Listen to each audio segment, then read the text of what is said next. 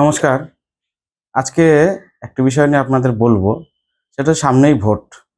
আমরা গত ১৫ বছর ধরে একটি শাসন দেখছি এবং সেই শাসন আগামী দিনে থাকবে কি থাকবে না বা নতুন কোনো শাসন ব্যবস্থা আসবে কিনা কোনো রাজনৈতিক দলের।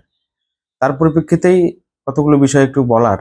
সেটা হচ্ছে আমাদের পশ্চিমবঙ্গে নারী সুরক্ষা ঠিক কেমন বিষয়?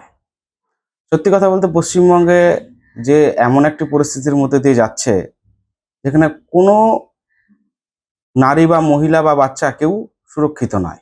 কেন বললাম কারণটা? কারণটা হচ্ছে যে প্রতিশ্রুতি দিয়ে মা মাটি সরকার প্রতিষ্ঠিত হয়েছে পশ্চিমবঙ্গে, সেই মা মাটি সরকার কিন্তু মায়ের এবং মাটির কোনোটাই সুরক্ষা করেনি বা করতে ব্যর্থ। অথচ রাজ্যের মুখ্যমন্ত্রী একজন মাননীয়া। এটা ভাবতে খুব অবাক লাগে এই রাজ্যের মধ্যেই আরজি করার মতো একটি ঘটনা ঘটেছে। যে ঘটনায় প্রধান অভিযুক্ত যে সঞ্জয় রায়, সে একজন তৃণমূল কর্মী।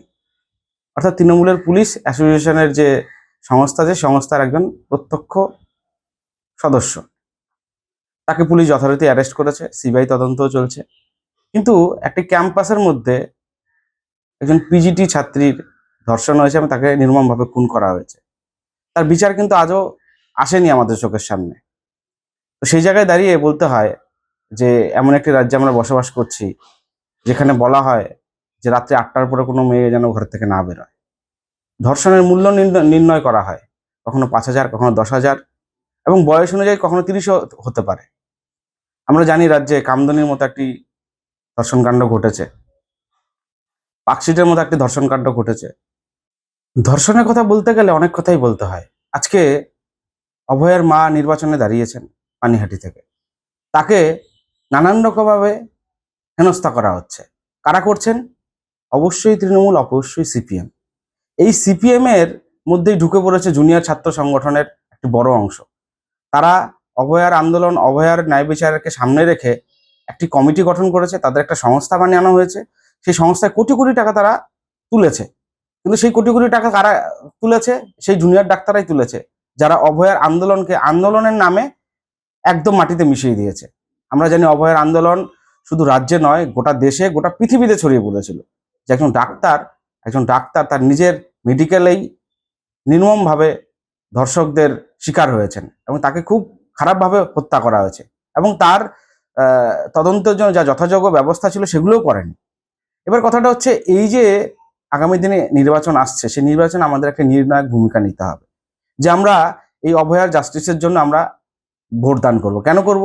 কারণ যে সরকারকে আমরা ২০২১ সালে নির্বাচিত করেছিলাম বা গত ১৫ বছর ধরে যে সরকার চালাচ্ছে, সে সরকার কিন্তু ন্যায় বিচারের পক্ষে নয়। তারা সবসময় ধর্ষকদেরই পক্ষে, দুষ্কৃতীদের পক্ষেই। এবং এই সরকারের পক্ষে কিন্তু ঘুরিয়ে জুনিয়র ডাক্তাররাই পাশে দাঁড়িয়েছে। তাদের প্রথম দাবি ছিল দফা ১, দাবি ১, মুখ্যমন্ত্রীর পদত্যাগ। কিন্তু তারা শেষ পর্যন্ত কি চলে গেল? ১ থেকে ৭, ৭ থেকে ১০ দফা দাবি। তারা নেগোশিয়েট করেছেন বারবার। তারা বারবার নেগোশিয়েট করে স্বাস্থ্যমন্ত্রীকে এটা বুঝিয়েছেন যে আমরা আপনার পাশেই আছি। আর আজকে সেই অভয়ের মাকে বলছেন আপনি এমন একটি দলের, রাজনৈতিক দলের একটি প্রার্থী হয়েছেন, সে দলের ধর্ষকদের নাকি মালা পরানো হয়, এগুলো তারা প্রচার করছেন। তাহলে আপনারা কেন সরব হননি যখন হাসখালিতে একটি মেয়েকে ধর্ষণ করার পরে ময়নাতদন্ত না করে জ্বালিয়ে পুড়িয়ে দেওয়া হয়েছিল? আপনারা কেন সরব হননি যখন সাউথ ক্যালকাটা ল কলেজে ইউনিয়ন রুমের মধ্যে একটি ছাত্রীকে ধর্ষণ করা হয়েছে? আপনারা কেন সরব হননি যখন দুর্গাপুরে একটি মেডিকেল কলেজের ছাত্রীকে ধর্ষণ করা হয়েছে? আপনারা কেন আওয়াজ তুলছেন না এখনো যে কামদুনির মতো একটি ধর্ষণ কাণ্ড রাজ্যে ঘটেছে? আপনারা কেন আওয়াজ তুলছেন না যে পার্কশিটের মধ্যে একটি ঘটনায় এই রাজ্যে ঘটনা ঘটেছিল, ধর্ষণের মধ্যে ঘটনা ঘটেছিল? তো কাজেই রাজ্যের মুখ্যমন্ত্রী প্রকাশ্যে ঘোষণা করেন যে ৮টার পরে কোনো মেয়েকে বেরোতে হবে না কাজে, তো সেই রাজ্যে আর কি হতে পারে? এবং আমরা জানি যে রাজ্যে নারী সুরক্ষা একদম তলানিতে ঠেকেছে। যদি আমরা সমীক্ষায় দেখি, এনসিআরবি রিপোর্টে বলা হয়েছে এই রাজ্যে সব থেকে বেশি শিশু নিখোঁজ হয়, যার মধ্যে মেয়েরা সব থেকে বেশি হচ্ছে নিখোঁজ হন। তো সেই কারণে এই রাজ্যের শাসন ব্যবস্থা এবং রাজ্যের সুরক্ষা ঠিক কোথায়? আমরা সেই সুরক্ষার কথা মাথায় রেখে আগামী দিনে ভোট প্রদান করব এবং এমন সরকারকে নির্বাচিত করব যেন যে সরকার আমাদের জন্য ন্যায় বিচার করবেন, আমাদের প্রতিটি মা বোনকে সুরক্ষিত করবেন। আমার ঘরের বোন, আমার ঘরের মায়েরা যেন ঘর থেকে বেরোলে নিজেদের অসুরক্ষিত না মনে করেন। আজকে যদি আমরা দেখি যে পশ্চিমবঙ্গে আনাচে কানাচে বিভিন্ন জায়গাতেই বিভিন্ন রকমের শ্লীলতাহানি ঘটনা ঘটে, নানান রকম মন্তব্য করা হয়, কখনো নানান রকম ঘটনা ঘটে। তো সেই ঘটনাগুলোর মধ্যে যারা অভিযুক্ত, অধিকাংশ অভিযুক্তরাই হচ্ছে শাসক দলের ঘনিষ্ঠ। তারা হচ্ছে নেতা নেত্রী। আমরা জানি সন্দেশখালীর মতো একটি ঘটনা ঘটেছিল। সেই সন্দেশখালী ঘটনায় তৃণমূলেরই একজন বিধায়ক, গোস্বামী, আমি বলছি না নাম, তো সেই গোস্বামী অশোকনগরের উনি বিধায়ক ছিলেন, ঠিক আছে। তিনি বলেছিলেন যে নারীদের বা মেয়েদের হচ্ছে বর্ণ দেখে উনি নির্ণয় করেছিলেন যে কারা আন্দোলন করছে। তো এটাই হচ্ছে শাসক দলের ক্যারেক্টার, যারা নাকি বারবার মেয়েদেরকে অত্যাচার করতে চায়, শোষণ নিপীড়ন করতে চায়, যাদের নিজেদের লোভ লালসাকে তারা বাস্তবায়িত করতে চায় এবং মানুষের ঘরে ঘরে ঢুকে পড়ে। আমরা জানি এই তৃণমূলেরই এক সাংসদ ছিলেন আমাদের প্রখ্যাত অভিনেতা তাপস পাল। তিনি কি বলেছিলেন? তিনি বলছেন ঘরে ছেলে ঢুকিয়ে দিবেন, এবং সেই কথারই অনুসরণ হচ্ছে। গত 15 বছর কোনো পরিবর্তন ঘটেনি।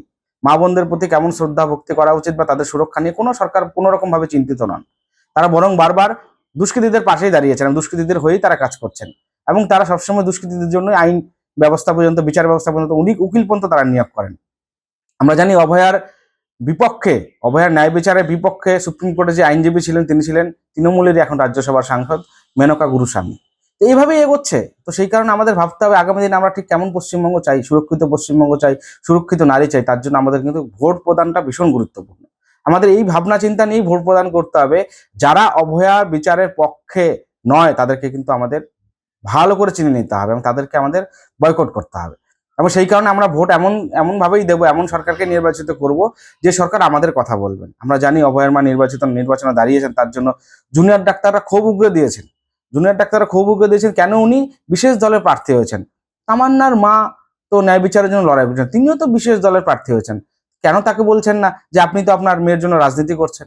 তো এটা হচ্ছে দ্বিচারিতা। এবং সত্যি কথা বলতে যখন ধর্মযুদ্ধ হয়, যখন পক্ষাবলম্বন করতে হয়, তখন ন্যায়ের পক্ষ অবলম্বন করতে হয়। আজকে আমরা ন্যায়ের পক্ষেই কথা বলছি, যে যারা বিচার করছেন, যারা বিবেচনা করছেন, তারা কিন্তু পক্ষাবলম্বন করছেন না, তারা ন্যায় বিচার চাচ্ছেন না। তারা কি চাইছেন? তারা একটি বিশেষ দলের হয়ে কাজ করছেন, এবং তারা সেই বিশেষ দুষ্কৃতীদের দলকেই যাতে দুষ্কৃতীদের দলের সাম্রাজ্য যাতে প্রতিষ্ঠিত থাকে সেই দিকে তারা নজর রাখছেন।